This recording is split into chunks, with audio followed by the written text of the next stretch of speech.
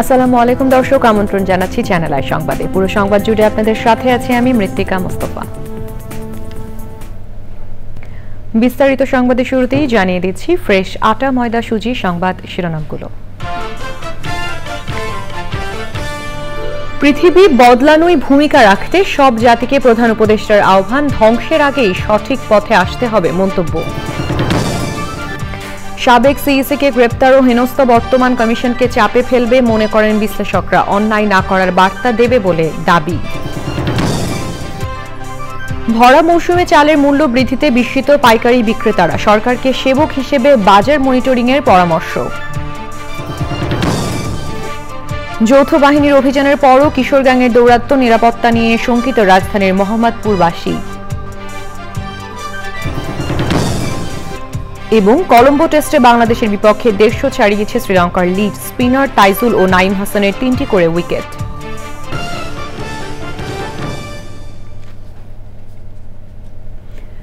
দর্শক, সংবাদ শিরোনামগুলো জানাচ্ছিলাম। এখনকার সংবাদ আয়োজন একই সঙ্গে চ্যানেল আর ইউটিউব চ্যানেলে এবং চ্যানেল আর ওটিটি প্ল্যাটফর্ম আই স্ক্রিনে লাইভ স্ট্রিম হচ্ছে। যাচ্ছি বিস্তারিত সংবাদে। প্রধান উপদেষ্টা অধ্যাপক ডক্টর মোহাম্মদ ইউনূস বলেছেন, পৃথিবী বদলাতে সব জাতিকে ভূমিকা রাখতে হবে। পৃথিবী ধ্বংস হওয়ার আগেই সঠিক পথে এগুতে হবে। তিনি বলেন, শিক্ষার মূল কাজ হচ্ছে স্বপ্ন দেখানো, তবে আমাদের শিক্ষা মূল কাজে ব্যর্থ। মোস্তফা মল্লিকের রিপোর্ট। রাজধানীর অদূরে সাভারের জিরাবোতে সামাজিক কনভেনশন সেন্টারে দুদিনব্যাপী 15তম সোশ্যাল বিজনেস ডের অনুষ্ঠান উদ্বোধন করেন প্রধান উপদেষ্টা অধ্যাপক মোহাম্মদ ইউনূস। প্রধান উপদেষ্টা বলেন, সামাজিক ব্যবসার গুরুত্ব অনেক হলেও আগের সরকারের সময় এই দিবস পালন করা সম্ভব হতো না। বর্তমান বিশ্ব গড়ে উঠেছে স্বার্থপরতার মধ্যে দিয়ে। আমরা ভুল পথে চলছি, যেটি শেষ হবে ধ্বংসের মধ্যে দিয়ে। তরুণরা বাংলাদেশকে অন্ধকার থেকে আলোতে নিয়ে এসেছে। একটি পারিবারিক পুনর্মিলন হচ্ছে সামাজিক ব্যবসা দিবস, অথচ বিগত সরকারের আপত্তি ছিল এই দিবস পালনে। 5 আগস্টের পর প্রথম এই দিবস পালন করতে পারল বাংলাদেশ। তিনি বলেন, সবার জন্য জরুরি স্বাস্থ্য ও শিক্ষা। শিক্ষাকে অবজ্ঞা করার কোনো সুযোগ নেই। স্বপ্ন না দেখলে বাস্তবায়ন সম্ভব নয়, স্বপ্ন দেখতে হবে। আমরা বিষণ্ণ বিশ্ব তৈরি করতে চাই না, সুন্দর বিশ্ব তৈরি করতে চাই, নতুন সভ্যতা গড়তে চাই। সেটা আমরা পারব। আমাদের শিক্ষা ব্যবস্থা স্বপ্ন দেখায় না। চাকরি না খুঁজে উদ্যোক্তা হতে হবে আমাদের। দুদিনের এই আয়োজনে অংশ নিয়েছে 25 দেশের 180 জন বিদেশি সহ সহস্রাধিক অতিথি। Mostafa Mallik, channel i, Dhaka. সাবেক 2 প্রধান নির্বাচন কমিশনারকে গ্রেপ্তার ও হেনস্থার ঘটনা বর্তমান কমিশনকে চাপে ফেলবে বলে মনে করেন নির্বাচন ও রাজনীতি বিশ্লেষকরা।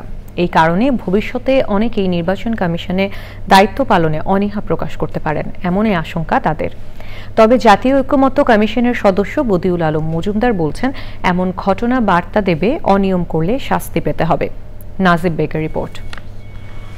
আওয়ামী লীগ সরকারের পতনের পর থেকেই বিতর্কিত নির্বাচনের অভিযোগে বিগত 3 কমিশনের সংশ্লিষ্টদের বিচারের দাবি ওঠে বিভিন্ন মহল থেকে। ওইসব নির্বাচন নিয়ে এক বিএনপি নেতার মামলায় হেনস্থার পর গ্রেপ্তার হন সাবেক সিইসি নুরুল হুদা। একই অভিযোগে গ্রেপ্তার হন আরেক সাবেক সিইসি কাজী হাবিবুল আউয়াল। তবে একজন সাবেক সিইসিকে হেনস্থ করা কাম্য নয় বলে মনে করেন বিশ্লেষকরা। তাদের মতে এর প্রভাব পড়বে বর্তমান কমিশনের ওপর। একজন সাবেক সিইসিকে যেভাবে অপমান করা হয়েছে, এটা গ্রহণযোগ্য না।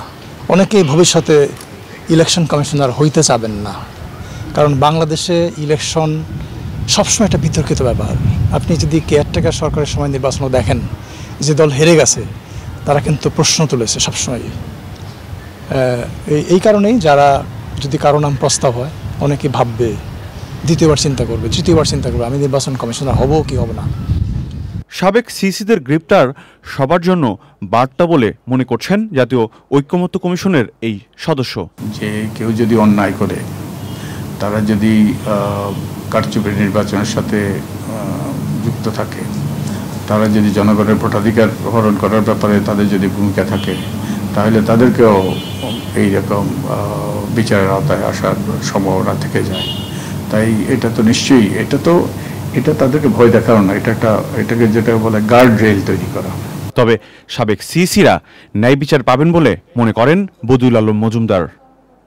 নাজিব বেগ, চ্যানেল আই, ঢাকা। ভরা মৌসুমে চালের দাম বৃদ্ধিতে বিস্মিত এবং বিরক্ত খোদ পাইকারি বিক্রেতারা। আড়তদাররা জানালেন মান এবং জাত ভেদে চালের দাম কেজিতে 2 টাকা থেকে 10 টাকা পর্যন্ত বেড়েছে। ঈদুল আজহার পর দাম চড়া সোনালী জাতের মুরগির, সবজির বাজারও চড়া। তবে আলু, ডাল, তেল, পেঁয়াজ সহ মুদি দোকানে নিত্যপণ্যের দাম একই রকম রয়েছে। সরকারকে শোষকের ভূমিকা থেকে বেরিয়ে সেবকের ভূমিকায় এসে বাজার মনিটরিং এর আহ্বান জানিয়েছেন ভোক্তারা। ব্রিসবেন জানাচ্ছেন।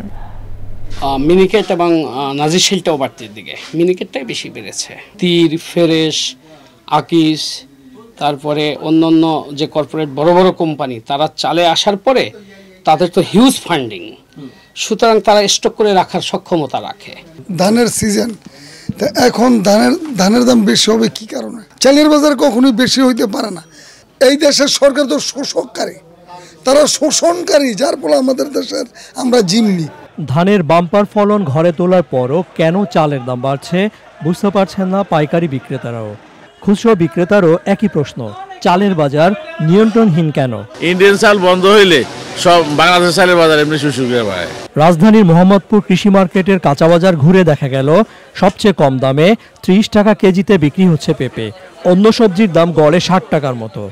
60 টাকা, পটল 60 টাকা, বরবটি 80 টাকা, মুখি লোকে 70 টাকা, উস্তা লোকে 100 টাকা, শসা হলো 60 টাকা। পণ্যের সরবরাহ স্বাভাবিক, তবে বেচাকেনা কমে যাচ্ছে, দাবি মুদি দোকানের। যারা টাকা ছিল, টাকা আলা এগুলো তো দেখি না। রেগুলার কাস্টমার যেটি ছিল আমার, মনে করেন যে গণভোগন মাল যাইতো, এখন তো এগুলো দেই না, হেরা তো নাই, এর কাছে বেশ মনটা সদাই। ব্রয়লার মুরগির দাম কম, চড়া দেশি এবং সোনালী মুরগির দাম। কারণ সবার বাসা বাসা কুরবানি গুছ আছে, এই জন্য বেচা কিনা নাই ভাইজান। এখন 700। ঈদের আগের তুলনায় বর্তমান মার্কেটে প্রায় 80-90 টাকা ডিফারেন্স প্রতি কেজিতে। কারণ 80 টাকা বা 300 টাকা কিনি, 320 টাকা বেশি। আবার একটা আছে ওইটা কিনি 80 টাকা, এটা 300 টাকা বিক্রি করে। যে আজকে আমি গরু মাংস 700 টাকা পাচ্ছি, আর 2 দিন পরে 800 টাকা, কোনো ইয়ে নাই, এলোমেলো বাজার, নিয়ন্ত্রণ নাই বাজারের। এই জন্য আমি সরকারের কাছে দাবি করব যে একটা সুনির্দিষ্ট তালিকা থাকা উচিত। বাদামি রঙের ডিমের ডজন বিক্রি হচ্ছে 120 টাকায়। রিজভিন আওয়াজ, চ্যানেল আই, ঢাকা। আদালতের রায়ে খালাস পেয়েও 6 বছর কারাভোগ করছিলেন পুরান ঢাকার বাসিন্দা মাসুদ রানা পুতুল।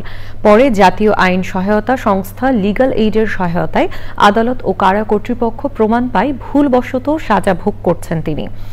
পরপরই আইনি প্রক্রিয়া শেষে কারামুক্ত হন মাসুদ রানা। বিষয়টিকে দুঃখজনক মন্তব্য করে লিগ্যাল এইডের কর্মকর্তারা বলেছেন, ন্যায় বিচার ও মানবাধিকার নিশ্চিতে তৎপর রয়েছেন তারা। আক্তার হোসেন জানাচ্ছেন। 2013 সালে খালাস পেলেও 2020 সালে একই মামলায় আবারও গ্রেফতার দেখিয়ে কারাগারে পাঠানো হয় মাসুদ রানা পুতুল নামে এক ব্যক্তিকে। এরপর থেকেই কারাগারেই থাকতে হয় পুতুলকে। মঙ্গলবার খবর পেয়ে ঢাকা কেন্দ্রীয় কারাগারে ছুটে যান জাতীয় আইনগত সহায়তা সংস্থা লিগ্যাল এইডের পরিচালক সৈয়দ আজাদ সুবহানী। নথিপত্র যাচাই করে পুতুলের দীর্ঘদিনের বন্দিত্ব যে ভুলবশত হয়েছে তা নিশ্চিত করেন তিনি। দ্রুত আইনি প্রক্রিয়ার মাধ্যমে মাত্র একদিনেই তার মুক্তির ব্যবস্থা করেন তিনি।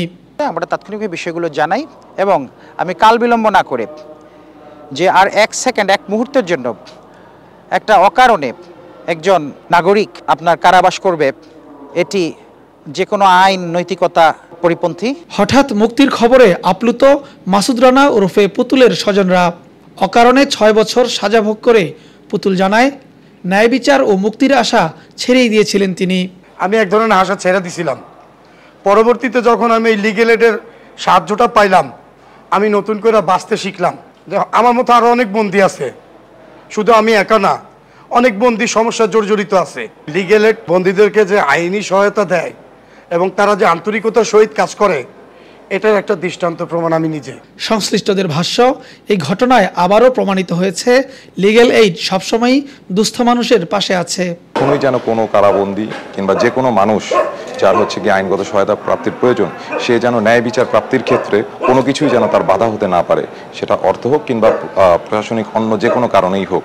তো সেই বিষয়টি আমরা নিশ্চিত করে থাকি সবসময়। সবাই মিলে বিষয়টা আন্তরিকতার সহিত দেখে দ্রুত সমাধান হয়েছে বলেই আজকে পুতুল কারাগার থেকে বের হতে পারছে। লিগ্যাল এইডের মাধ্যমে পুতুলের মুক্তি যেন অসহায় নিপীড়িত মানুষের জন্য এক আশার আলো। Akhtar Hossain, channel i, Dhaka. এবারে ইরান ইসরায়েল সংঘাত।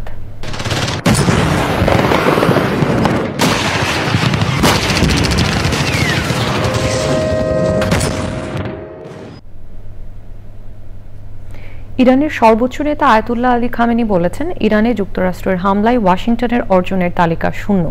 খামেনি সতর্ক করেছেন, ভবিষ্যতে ইরানের ওপর আরও হামলা হলে আবারও মার্কিন ঘাঁটিকে লক্ষ্য বানাবে তেহরান। তবে খামেনির বক্তব্যের বিপরীতে ইসরায়েলি প্রধানমন্ত্রী বেনিয়ামিন নেতানিয়াহু দাবি করেছেন, ইরানের বিরুদ্ধে সংঘাতে জয় ইসরায়েলেরই হয়েছে।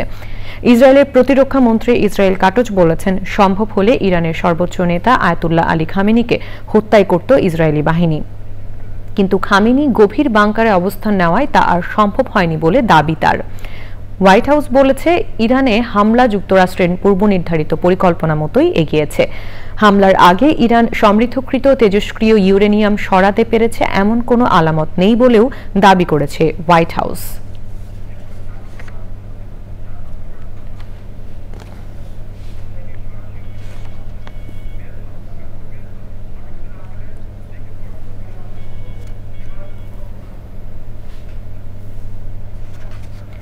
এবার অন্যান্য খবর। যৌথ বাহিনীর সাঁড়াশি অভিযানেও থামছে না মোহাম্মদপুরের কিশোর গ্যাং পাটালি গ্রুপের সন্ত্রাসী কর্মকাণ্ড। একই পরিবারের 7 জনকে কুপিয়ে আহতের ঘটনায় মামলা করায় পরিবারকে হত্যার হুমকি দিচ্ছে গ্রুপটি। এর ফলে স্থানীয়দের মাঝে আতঙ্ক আরও বেড়েছে। পুলিশ বলছে, সন্ত্রাসীদের কোনো ছাড় নয়, অপরাধের সাথে জড়িতদের আটকের চেষ্টা চলছে। তাফিমুল ইসলাম জানাচ্ছেন। রাজনৈতিক পট পরিবর্তনের পর থেকে রাজধানীর বিভিন্ন স্থানে বেড়েছে কিশোর গ্যাংয়ের উৎপাত। আইন শৃঙ্খলা পরিস্থিতি অবনতির কারণে মোহাম্মদপুরে বিশেষ অভিযানও চালানো হয়। বিভিন্ন সময় যৌথ বাহিনীর অভিযানে কিশোর গ্যাংয়ের বেশ কয়েকজন সদস্যকে আটক করা হলেও থামছে না তাদের কর্মকাণ্ড। মে মাসে মোহাম্মদপুরের ইত্যাদি মোড়ে একই পরিবারের 7 জনকে কুপিয়ে আহত করে কিশোর গ্যাং পাটালি গ্রুপ। এ ঘটনায় থানায় মামলা হলেও ভুক্তভোগী পরিবারকে হুমকি দিচ্ছে তারা। বাইরে ঘোরাফেরা করবো, ওরা ঘোরাফেরা করতেছে, আমরা তো জানেন নিরাপত্তা নাই, আমরা রাস্তা বেরোতে পারতেছি না। বাসার থেকে কেউই বের হতে পারে না ভয়ে যে তারা আবার কোন সময় এসে অ্যাটাক করে মেরে ফেলবে। তো এটা হচ্ছে মূলত কথা। তাদের যদি অ্যারেস্ট করা হতো তাহলে স্বস্তি পেতাম। এখন রাস্তা সন্ধ্যার পরে মনে করেন রাস্তা বের হলে তো মনে করেন একটু ভয়ের মধ্যে থাকি যে কখন কি ঘটে। পাটালি গ্রুপের সদস্যরা প্রকাশ্যে ঘুরে বেড়ানোয় আতঙ্ক বাড়ছে স্থানীয়দের মাঝে। ছিল না আমাদের এখানে খুবই ভালো ছিল, আমরা সবাই মিলেমিশে চলতাম, কিন্তু এখন ইদানিং একটা আতঙ্কে সবাই আমরা আছি। আগে নিরাপত্তা ছিল, কিন্তু ইদানিং নিরাপত্তা বোধ করি না। আগে আমরা ফজর নামাজ পড়তে গেছি, মনে করেন কোনো ভয়ভীতি ছিল না, এখন ফজর নামাজ পড়তে গেলেও নিজের ভিতরে একটা আতঙ্ক কাজ করে। মোহাম্মদপুর এলাকায় কোনো কিশোর গ্যাং থাকতে দেওয়া হবে না জানিয়ে পুলিশ বলছে, স্বল্প জনবল নিয়ে কিছুটা বেগ পেতে হলেও অভিযুক্তদের গ্রেপ্তারের চেষ্টা চলছে।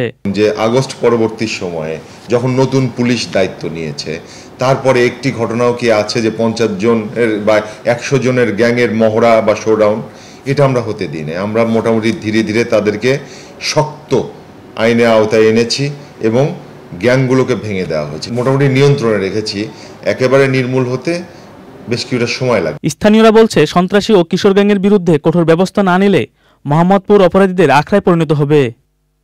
তাফিমুল ইসলাম, চ্যানেল আই, ঢাকা। বিএনপির সিনিয়র যুগ্ম মহাসচিব রুহুল কবির রিজভী বলেছেন, আওয়ামী লীগের দুঃশাসনের পুনঃপ্রবর্তন চায় না বিএনপি।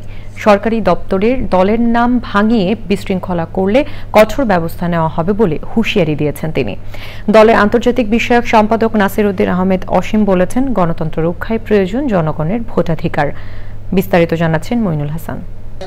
রাজধানীর নয়াপল্টনে বাংলাদেশ পূজা উদযাপন ফ্রন্ট ঢাকা মহানগর আয়োজিত রথযাত্রা উপলক্ষে আলোচনা সভা। অনুষ্ঠানে বিএনপির সিনিয়র যুগ্ম মহাসচিব রুহুল কবির রিজভী বলেন, উদ্দেশ্য প্রণোদিতভাবে একটি সুবিধাবাদী চক্র বিএনপির নাম ভাঙিয়ে নানা অপকর্ম করছে। নাম ভাঙিয়ে অনেক কিছু করছে। এই যে আমরা শুনেছি ইনকাম ট্যাক্স অফিস এবং ইনকাম ট্যাক্স, এইখানে একজন ব্যক্তি বিএনপির নাম ভাঙিয়ে আন্দোলন করছেন, এই আজকে চেয়ারম্যানকে সরাবেন, কালকে এই করবেন, এটা কেন? তাকে কে দায়িত্ব দিবে? আমি তো সিনিয়র যুগ্ম মহাসচিব, আমি তো জানি না। আপনি নিজেই বিএনপির নাম ভাঙিয়ে আপনি আন্দোলন শুরু করে দিলেন একটা অফিসে, সেখানে তো আমাদের আরো অনেক বিএনপির নেতৃবৃন্দ আছেন, তারা তো জানে না। বিভিন্ন ক্ষেত্রে বিভিন্ন ডিপার্টমেন্টে এই ধরনের একটা মানে সুবিধাবাদী গোষ্ঠী, একটা চক্র, তারা নানাভাবে বিভ্রান্ত করার চেষ্টা করছে। এই ব্যাপারে সবাইকে সতর্ক থাকতে হবে। অন্যদিকে নিউ মার্কেট থানা যুবদলের উদ্যোগে বৃক্ষরোপণ কর্মসূচিতে বিএনপির আন্তর্জাতিক বিষয়ক সম্পাদক ব্যারিস্টার নাসিরউদ্দিন আহমেদ অসীম বলেন, জনগণের ভোটের অধিকার ফিরিয়ে দিতে আরও উদ্যোগী হতে হবে সরকারকে। যে নির্বাচন কখন করতে চান বা কখন করবেন সরকারকে জানানো, এই দেশের জনগণকে জানানো। কারণ আপনাদের মনে রাখা উচিত যে দুর্ভাগ্যজনক যে বিগত দিনের নির্বাচন কমিশনার তাদের কি অবস্থা হয়েছে, যেটা আমি সমর্থন করি না। মব জাস্টিস কখনো হোক এদেশে, সেটা আমরা কখনো চাই না। আমরা আইনের শাসন প্রতিষ্ঠা করতে চাই। পরিবেশের ভারসাম্য রক্ষায় সারা দেশের বিএনপির নেতাকর্মীদের অন্তত একটি করে গাছ লাগানোর আহ্বান জানান তিনি। Monirul Hasan, channel i, Dhaka. এবারে Bangladesh Sri Lanka test series.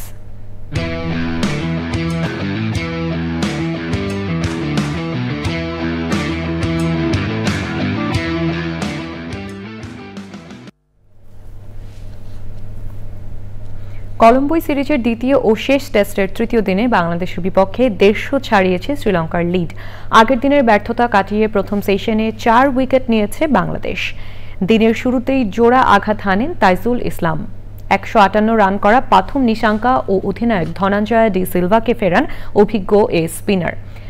Night watchman হিসেবে নামা প্রবাথ জয়াসুরিয়াকে আউট করেন নাহিদ রানা। এখন পর্যন্ত 2 স্পিনার তাইজুল ইসলাম ও নাইম হাসান 3টি করে উইকেট নিয়েছেন।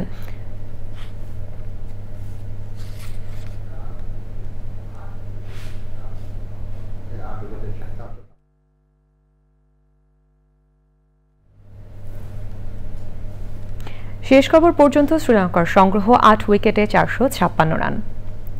দর্শক, এবারে চলে যাচ্ছি বিরতিতে এবং বিরতির পর থাকছে। দর্শক, ফিরে এলাম বিরতির পর। ভূমি অধিগ্রহণ জটিলতায় 4 বছর ধরে আটকে আছে 7.5 কোটি টাকার সেতু নির্মাণ। ভোগান্তিতে পড়েছে মেহেরপুর ও কুষ্টিয়া জেলার প্রায় 10 লাখ মানুষ। জমির মালিকের অভিযোগ, এলজিইডি থেকে শুধু আশ্বাস দেওয়া হচ্ছে, নেওয়া হচ্ছে না জমি। মেহেরপুর প্রতিনিধি গোলাম মোস্তফার রিপোর্ট। বৃষ্টি ব্যবহারের জন্য দৌলতপুর উপজেলার পাশে সংযোগ সড়ক তৈরি করা হলেও জমি অধিগ্রহণ জটিলতায় সেতু নির্মাণের প্রায় 4 বছর পরেও গাংনী অংশের সংযোগ সড়ক তৈরি হয়নি। সেতুটি ব্যবহার করতে পারছে না 2 উপজেলার কয়েক লাখ মানুষ। মাত্র 150 ফুটের রাস্তা না থাকায় 5 কিলোমিটার পথ ঘুরে যাতায়াত করতে হচ্ছে গাংনী ও দৌলতপুর উপজেলার বাসিন্দাদের। রাস্তা খুব কষ্ট, ব্যবসা বাণিজ্য ছেলেপিলি করায় যেতে পারে না, চলাফেরা করতে পারে না, কত কষ্ট। বৃষ্টি হলে আর এই রাস্তায় নামাও যায় না, উঠানো তো অসম্ভব। 5-7 বছর রাস্তা পড়ে আছে, 10-15 কিলোমিটার রাস্তা গাড়ি ঘুরে যেতে হয়, ঘুরে যেতে আমাদের কষ্ট হয়। জমিদাতারা জানান, একাধিকবার উপজেলা ও জেলা পর্যায়ে গিয়েও সমস্যার সমাধান করা যায়নি। আমরা কাগজ নিয়ে যাচ্ছি, মেহেরপুর জমা দিতে, চেক করছে, দেখছে, দিতে, দিচ্ছি, হবে এইভাবে চলছে আমাদের, অথচ কাজ পুরোটাই আগাইছে না। সংশ্লিষ্টরা বলছেন, বৃষ্টির গাংনী অংশে জমি জটিলতায় কাজ সম্পন্ন করা সম্ভব হয়নি। যখন জটিলতা বৃষ্টির রাস্তা নির্মাণে চলে আসে, তখন আমরা জমি অধিগ্রহণের দিকে যাই, কিন্তু জমি অধিগ্রহণের ক্ষেত্রে সংশ্লিষ্ট মন্ত্রণালয় থেকে যে অর্থটা ছাড় করা হয়, সেটি আমরা নির্ধারিত সময়ের ভিতরে পাইনি। এজন্য জমি অধিগ্রহণও হয়নি এবং রাস্তাটি নির্মাণ করা সম্ভব হয়নি। 2020 সালের জুলাই মাসে ব্রিজের কাজ শুরু হয়ে 2021 সালের শেষের দিকে শেষ হয়। শুধুমাত্র সংযোগ সড়কটি না থাকায় ব্রিজটি চালু হয়নি। মেহেরপুর থেকে Golam Mostafa, Channel i. Gaza Israeli হামলায় কমপক্ষে 72 জন নিহত হয়েছে। গাজার দক্ষিণাঞ্চলে একটি শরণার্থী শিবিরে ইসরায়েলি সৈন্যদের বোমা হামলায় এক ফিলিস্তিনি চিকিৎসক সহ 2 জন নিহত হয়েছেন। গাজার স্বাস্থ্য মন্ত্রণালয় এই তথ্য জানিয়েছে। গাজার সরকারি সংবাদ মাধ্যম বলছে, গত কয়েক সপ্তাহে ত্রাণের জন্য অপেক্ষমান ফিলিস্তিনিদের উপর ইসরায়েলি বাহিনীর হামলায় অন্তত 549 জন প্রাণ হারিয়েছে। এছাড়া পশ্চিম তীরের নাবলুসে ইসরায়েলি বসতি স্থাপনকারীদের সাথে ফিলিস্তিনিদের সংঘর্ষ হয়েছে। এবারে নিটল টাটা কৃষি সংবাদ।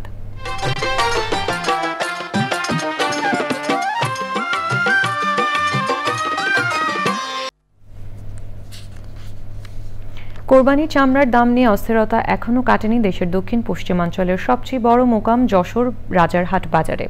ঈদ পরবর্তী পরপর 3টি হাটে কাঙ্ক্ষিত ক্রেতা না পেয়ে চামড়া নিয়ে বিপাকে পড়েছেন প্রান্তিক ব্যবসায়ীরা। যশোর থেকে আকরামুজ্জামানের রিপোর্ট। দেশের দক্ষিণ পশ্চিমাঞ্চলের সর্ববৃহৎ চামড়ার মোকাম যশোরের রাজারহাট। প্রতি বছর কুরবানির ঈদ পরবর্তী হাটগুলোতে বিপুল সংখ্যক চামড়া সরবরাহের পাশাপাশি ক্রেতাদের উপস্থিতি থাকলেও এবছর চামড়ার বেচাকেনা নেই বললেই চলে। গত শনিবার ছিল ঈদ পরবর্তী তৃতীয় হাট। এদিন মোকামে প্রায় 30,000 পিস চামড়া উঠলেও কাঙ্ক্ষিত ক্রেতার দেখা মেলেনি।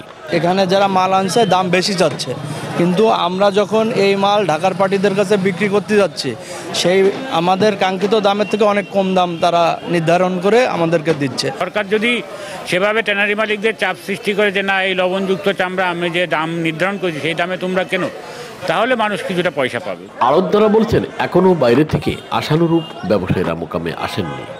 প্রথমে একটা রেট দিছিল যে 1300 টাকা আর 1100 টাকা, সেই রকম রেটে কম বেশি কিনি এখন সেই চামড়া, সেই 1300 টাকার চামড়া এখন 700-800 টাকা।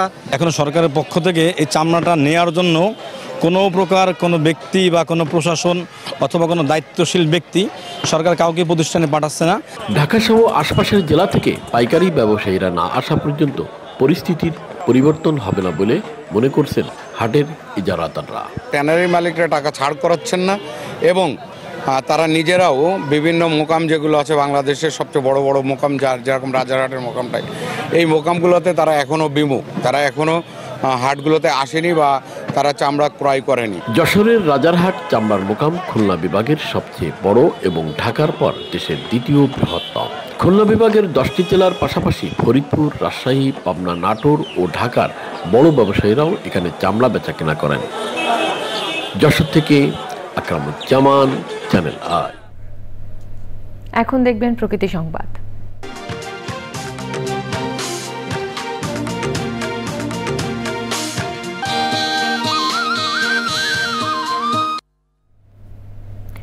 আড়াই বছরেও আলোর মুখ দেখেনি খুলনায় সিটি কর্পোরেশনে পরিত্যক্ত প্লাস্টিক বর্জ্য দিয়ে তরল জ্বালানি ও জৈব সার তৈরির প্লান্ট। 2023 সালের জানুয়ারিতে প্রকল্পের কাজ শেষ হলেও এখনও শুরু হয়নি এর কার্যক্রম। নাগরিক নেতারা বলেছেন প্রকল্পের নামে অর্থের অপচয় ছাড়া আর কিছুই নয়। তবে দ্রুততম সময়ের মধ্যে উৎপাদিত পণ্য বাজারে ছাড়া হবে বলে জানিয়েছে কর্তৃপক্ষ। দানিয়েল সুজিত বোসের রিপোর্ট। প্লাস্টিক বর্জনে বিশ্ব যখন বিপর্যস্ত, তখন এই প্লাস্টিকে মিলবে তরল জ্বালানির সার। প্লাস্টিক বর্জ্যকে সম্পদে পরিণত করতে কম্পোস্ট প্ল্যান্ট নির্মাণ করে খুলনা সিটি কর্পোরেশন। প্রায় 5,25 লাখ টাকা ব্যয়ে 2023 সালের জানুয়ারিতে প্রকল্পের কাজ শেষ হয়। বর্জ্য থেকে প্রতিদিন 20 মেট্রিক টন সার ও প্লাস্টিক বর্জ্য থেকে 500 কেজি তরল জ্বালানি তৈরির ক্ষমতা রয়েছে প্ল্যান্টটির। তবে প্রতিষ্ঠার পর মাত্র একবার প্ল্যান্টটি পরীক্ষামূলকভাবে চালু করা হয়েছিল। যে ময়লা বর্জ্য আসার পরে ময়লা বর্জ্যগুলো ছাঁটাই হয়, এগুলো বর্জ্য যেগুলো বাড়ায় সেগুলো আমি হাউজে রাখি। কোনোবার 8 গাড়ি কোনোবার 7 গাড়ি করে বর্জ্য আসে। আর হচ্ছে এই পর্যন্ত আমরা এখনো মার্কেটে উঠিনি। পরিবেশ বান্ধব এই প্রকল্পের সুফল না পাওয়ায় ক্ষুব্ধ সচেতন সমাজ। সেখান থেকে কোনো উৎপাদন নাই, কোনো আউটপুট নাই। এটার যে আউটপুট, সেই আউটপুটটা না পাওয়ার কারণে যেটা হবে যে ঋণ তো পরিশোধ করতে হবে এবং সেই ঋণের বোঝা জনগণের মাথায়, খুলনা নগরবাসীর মাথায়, অথচ সেখান থেকে আসলে কোনো আউটপুট আসছে না। তবে প্রকল্প সংশ্লিষ্টরা জানিয়েছেন শিগগিরই বাজারে আসবে এই প্ল্যান্ট থেকে উৎপাদিত জৈব সার। চালু করার জন্য যে পরিমাণ আমার প্রোডাক্ট প্রয়োজন, যা পলিথিন বলেন এইগুলা, এই ইয়াটা অ্যাভেলেবল এখনো না। প্ল্যান্টের কার্যক্রম পুরোপুরি শুরু করতে উদ্যোগ নেওয়ার আশ্বাস কর্তৃপক্ষের। ম্যানেজমেন্ট যদি আমরা সঠিক রাখতে পারি, এর সুফলটা পলিথিন, যে ব্যান পলিথিন নিষিদ্ধের যে সুফল, তখন আমাদের সমাজে একটা সুফল পাওয়া যাবে। এটা একটি খুব ভালো একটি প্রজেক্ট। এটার জন্য খুলনা বিভাগের সমস্ত জেলা বা লোকজন এটা উপকৃত হবে। পরিবেশ দূষণের যে ইয়েটা, যে আমাদের প্লাস্টিক, এগুলি আমরা কিভাবে এগুলি পরিশোধিত করে বা আমাদের বজ্র হিসাবে এগুলোকে শোধনাগারে নিয়ে বায়োগ্যাস উৎপাদনের আমরা চেষ্টা করছি। পরিবেশ প্রতিবেশ রক্ষায় দ্রুত সময়ের মধ্যে প্রকল্পের কাজ শুরু করার দাবি জানিয়েছেন পরিবেশবাদীরা। Daniel Sujit Bose, Channel i, Khulna. এবারে খেলার খবর।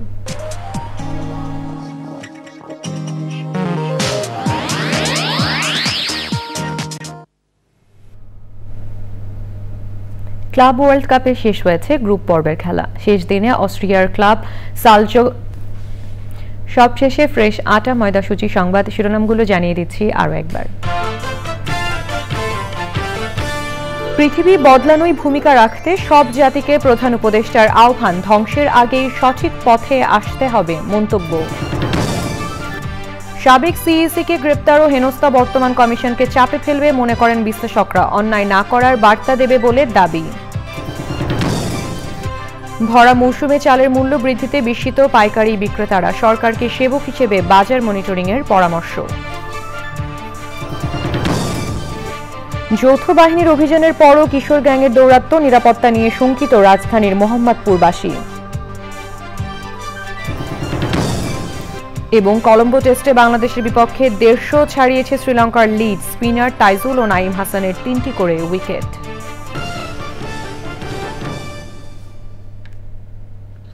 চ্যানেল আই সর্বশেষ সংবাদ জানতে ভিজিট করুন channelionline.com এবং যুক্ত থাকুন আমাদের সোশ্যাল মিডিয়া প্ল্যাটফর্মগুলোর সাথে। এই ছিল এখনকার সংবাদ। সবাইকে সাথে থাকার জন্য ধন্যবাদ।